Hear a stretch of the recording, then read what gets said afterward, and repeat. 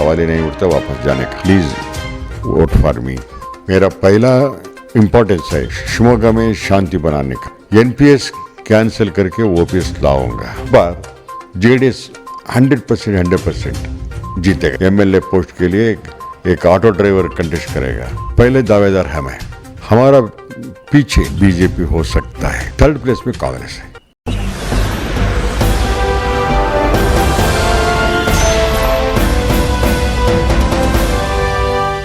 Shimoga assembly इंतखाबात के लिए तैयारियां ज़ोरों शोर से जारी हैं। इस वक्त जेडीएस, कांग्रेस और बीजेपी के तीनों उम्मीदवार इस कोशिश में लगे हुए हैं कि वो किसी हर हाल में जीतेंगे।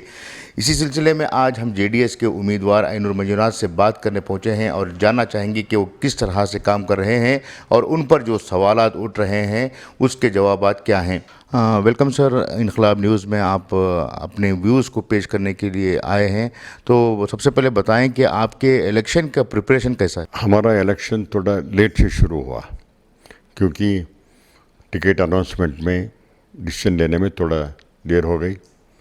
बाद में मेरे साथ प्रसन्न कुमार, कांग्रेस के एक्स एमएलए एक्स विधायक, वो साथ में आए। तब से शुरू हुआ। जेडीएस के श्रीकांत, मैं और प्रसन्न कुमार तीनों मिलके सारे कार्यकर्ताओं के इकट्ठे करके प्लान करके हर एक बूथ में कांटेक्ट चल रहा है, संपर्क चल रहा है, रिएक्शन भी अच्छा मिल रहा है। घर घर पे जाके जेडीएस के बारे में सब कार्यकर्ता बता रहे हैं, एक्सप्लेन कर रहे हैं, उसको हैंडबिल भी बांटा जा रहा है। कहा जा रहा है कि आप बीजेपी से आए हैं, आप इलेक्शन जीतने के बाद या हारने के बाद दोबारा बीजेपी जाएंगे, ये कहाँ तक सही है? बीजेपी की वापस जाने का सवाल ही नहीं उठता है क्योंकि स्टाइल ऑफ फंक्शनिंग, नेता लोगों का स्टेटमेंट ये शिमोगा में अनरेस्ट क्रिएट कर रहा है।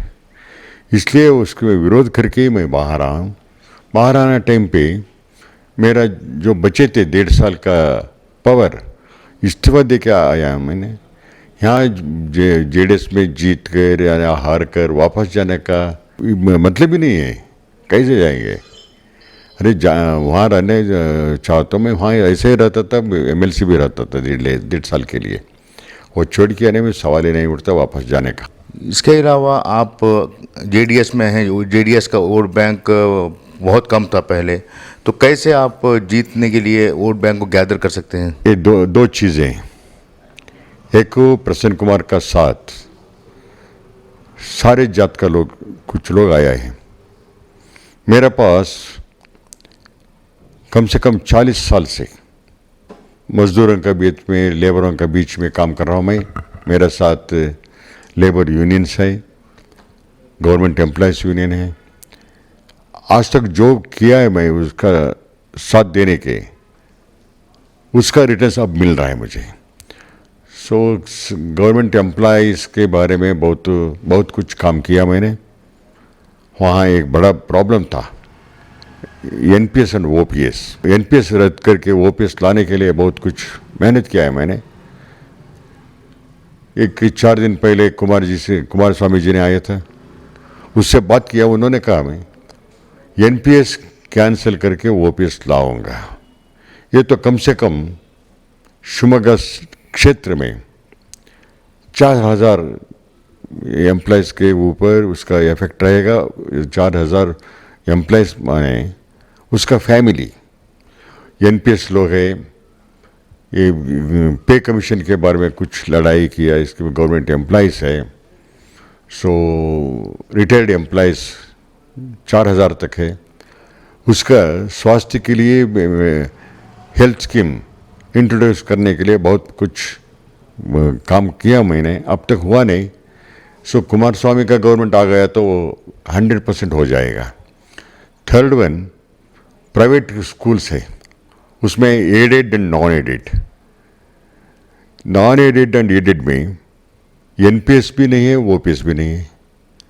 उन्होंने 150 दिन तक स्ट्राइक किया उन्होंने। मैंने सारे दिन उसका साथ दिया। उसमें कॉन्फिडेंस पैदा हो गया है। सो अगर एनपीएस और ओपीएस इंट्रोड्यूस कर सकते तो वो मंजुनाथ जी कर सकते, इसलिए वो भी बहुत बड़ा संख्या में प्राइवेट स्कूल्स एंड कॉलेजेस से पीयू लेक्चरर्स एंड प्रिंसिपल्स का सेपरेट प्रॉब्लम है, वो प्रमोशन का, ग्रेड का, इसके बारे में भी वो यूनियन मेरे साथ है। साथ ही साथ कंस्ट्रक्शन वर्कर्स, कಟ್ಟड़ कार्मिकರು, वो शिवमोगा में 10,000 तक है। वो मेरा भी एक बड़ा यूनियन है। वो कंस्ट्रक्शन वर्कर्स मुझे साथ दे रहे हैं, उसका फैमिली के साथ। पहले कॉलेज के लॉ कॉलेज में पढ़ते वक्त यूनियन काम के लिए पैसे नहीं मिलते थे घर से, इसलिए मैंने एक ऑटो लोन करके लाकर नाइट में ऑटो चलाता था। मैंने शिवमोगा में 6,500 तक ऑटो वाले हैं। वो मुझसे प्यार से समझता है। इस बार शिवमोगा में एमएलए पोस्ट के लिए एक ऑटो ड्राइवर कंटेस्ट करेगा। So maximum votes of auto drivers and their family I will get.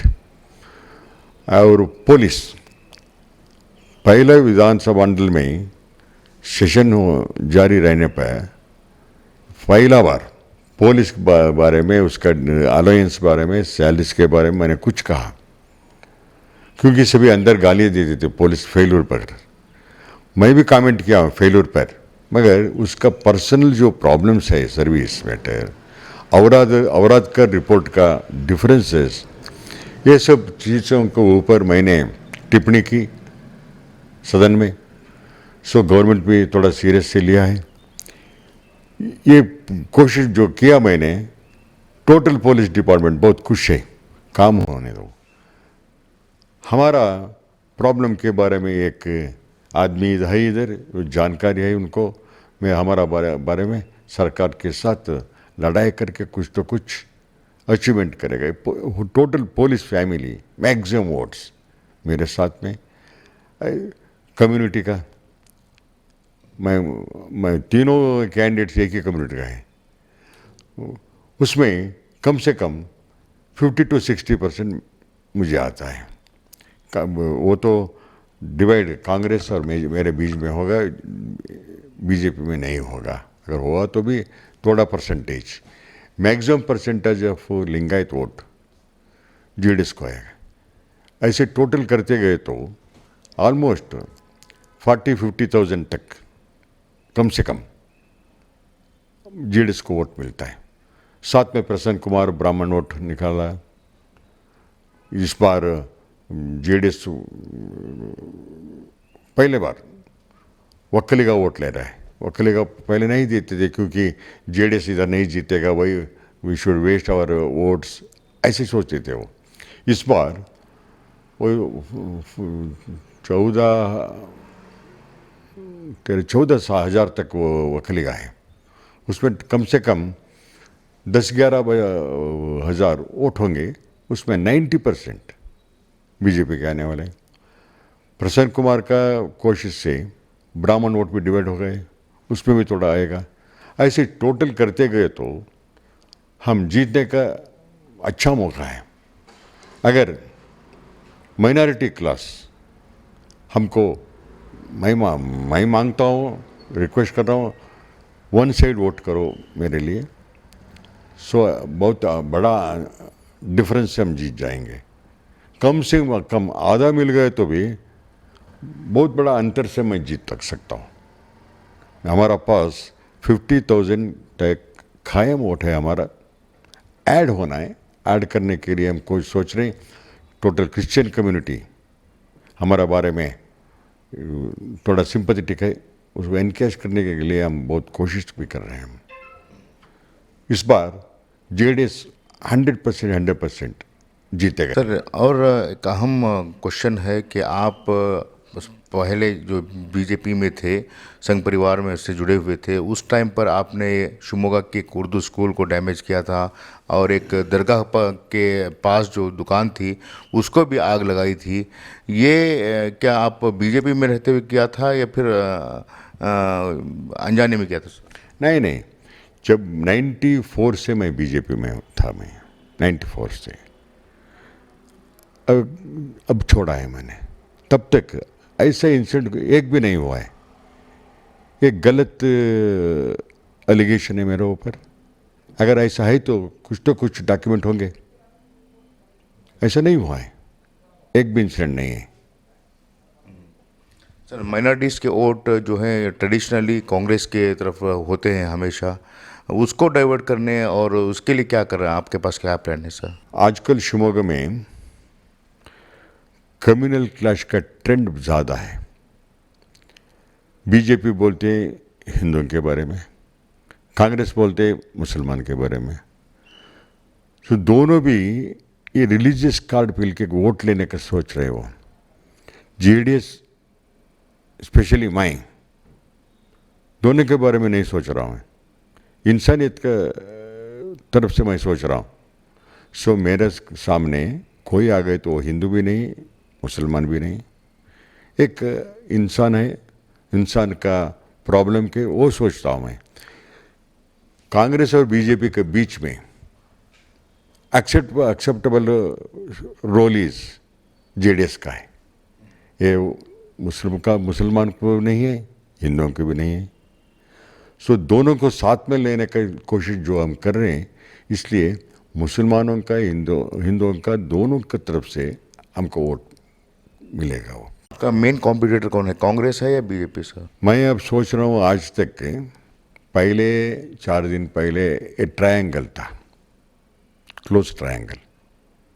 अब हम अफसोस कर रहे हैं, पहले दावेदार हम हैं, हमारा पीछे बीजेपी हो सकता है, थर्ड प्लेस में कांग्रेस है। सर, बीजेपी का वोट बैंक भी स्ट्रांग है जैसा आप कह रहे हैं, तो क्या उस वोट बैंक को जो करंट सिचुएशन है उसको और पावरफुल होगा या नहीं सर?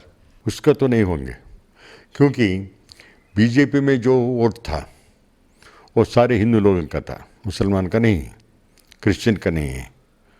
उसमें से मैं टीचर्स का निकाल रहा हूँ, कॉलेज लेक्चरर्स का निकाल रहा हूँ, पुलिस का निकाल रहा हूँ, और कंस्ट्रक्शन वर्कर्स का जो लेबर्स थे वो लिंगायत वोट डिवाइड हो रहा है। इसलिए बीजेपी मजबूत होने का चांसेस ही नहीं है। प्रधानमंत्री मोदी के विजिट से क्या कुछ उसको लिए पॉजिटिव इम्पैक्ट हो सकता है सर? मोदी जी का हवा उठेगा, वो वोट बन के परिवर्तन नहीं होता है। वो सो आएगा, मोदी जी नारा लगाएंगे, वो चले जाएगा। कल से कौन मिलेगा ये मतदारों के, वोटर्स का प्रॉब्लम देखने के लिए लोकल लीडर्स चाहिए ना दिल्ली का। सो अगर वो मोदी चाहते हैं तो दिल्ली के लिए, ना शिमोगा के लिए। इसलिए वो जाएगा, देखेगा, सीटी बजाएगा, और वोट देने के टाइम पे लोकल में जो लीडर्स मिलते हैं उसका पास ही चले जाएगा वो। इसलिए हम वी आर वेरी कॉन्फिडेंट, तीनों लोग, Shrikant as a JDS president, Prasanna Kumar Congress defeated MLA, myself, हर दिन हर वक्त मतदार जब चाहेगा तब मिल सकते हैं। इसलिए लोकल लीडर्स को वो विश्वास रखते हैं, नॉन इंडिया लीडर को नहीं। उसमें असर नहीं पड़ेगा ज़्यादा। मैं शिमोगा शांत रखने के लिए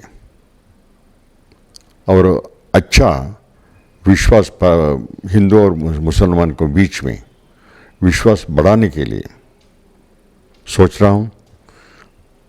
शिमोगा में शांति नहीं तो कोई नहीं आएगा, इन्वेस्टर, इंडस्ट्री नहीं आएगा।